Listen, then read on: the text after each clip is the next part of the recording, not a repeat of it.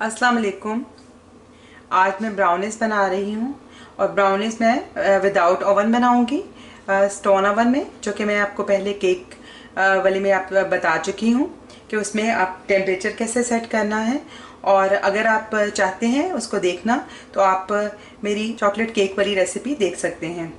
तो इसके लिए हमें जिन जिन चीज़ों की ज़रूरत है वो ये हैं। सबसे पहले मैंने मार्जरीन लिया है आधा कप।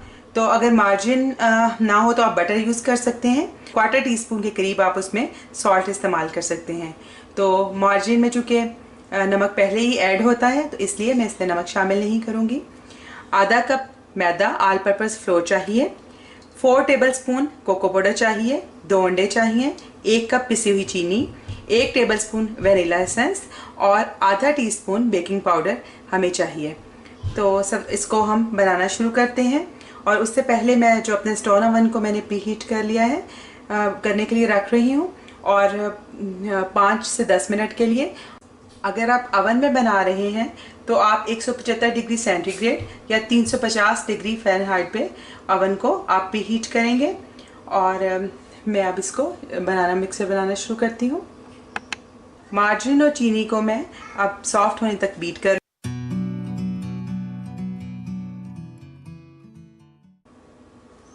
मार्जरीन और चीनी अच्छे क्रीमी हो गए हैं तो मैं अब इसमें 1 अंडा शामिल करके बीट करूंगी।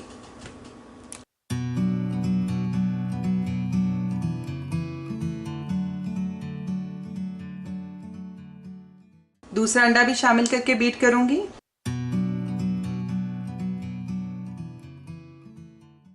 अब वेनिला एसेंस इसमें शामिल कर दूंगी और फिर बीट कर लूंगी थोड़ा सा। अब मैं एक बाउल में मैदा, कोको पाउडर और हमारा बेकिंग पाउडर है वो अच्छे तरह से छान लूंगी।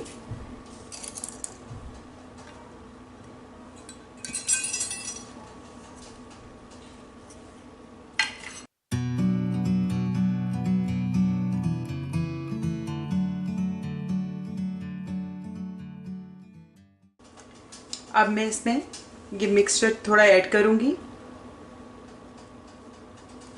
एक दफ़ा इसे मिक्स करूंगी ताकि ये उड़ के बाहर की तरफ ना आए।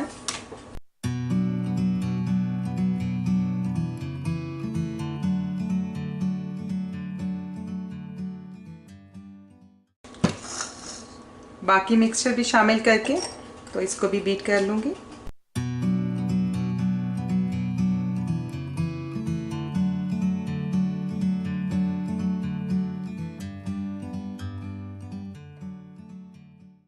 हमारा ब्राउनी का मिक्स बिल्कुल तैयार है। अब हम इसको इस 8 इंच के स्क्वायर केक पैन में या ब्राउनी के पैन में हम इसको रख देंगे। मैंने इसको ऑयल लगाकर तो इसके ऊपर मैदा डस्ट कर लिया है। चाहें तो आप इसमें बटर पेपर या पार्चमेंट पेपर नीचे लगा सकते हैं।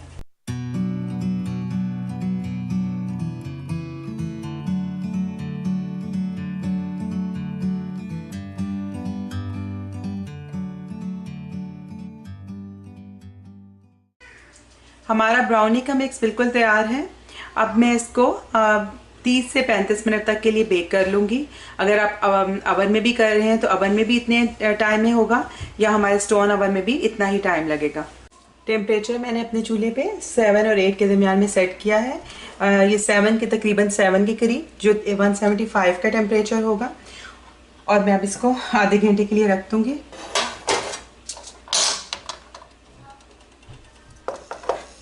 एहतियात से आप रखें और इसको बंद कर दूंगी। और आपने इसको बार बार नहीं खोलना, तो बार बार खोलने की वजह से जो टेम्परेचर है वो ड्रॉप होता है। 35 मिनट हो चुके हैं तो मैं अब चेक कर लेती हूँ कि हमारी ब्राउनीज तैयार हुई हैं कि नहीं। मैं एक वुडन स्टिक इसके अंदर डाल के देखती हूँ तो आप ये देखिए कि बिल्कुल साफ़ निकली है।